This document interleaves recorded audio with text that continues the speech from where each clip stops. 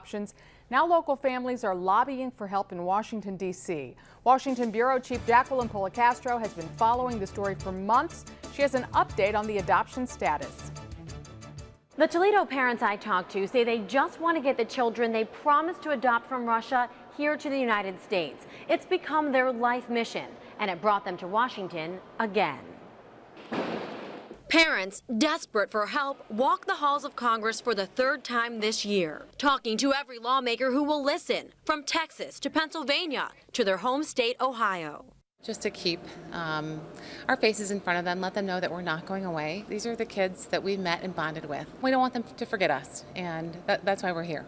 They're staying positive, but they don't have any information about the status of the Russian children they plan to adopt before the ban went into place. The children they hosted at their homes for weeks. Anyone who's ever chased anything kind of gets it. You focus on it and put everything else aside.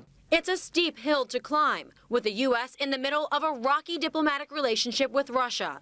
But for these parents, it's not about policy. It's much more simple than that. We also have people in our community that have adopted from Russia and from different countries, so we get to see what we're fighting for lived out pretty much every day.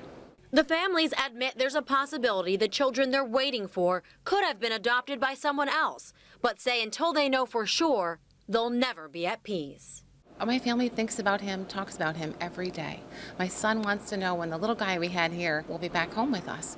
So yeah, not knowing where he is and how he's going to do is definitely a concern. It breaks my heart. I also talked to the CEO of the National Council for Adoption. He's helping with the fight, but says he honestly isn't sure how much can be done now. Reporting in Washington, Jacqueline Policastro, 13 ABC Action News.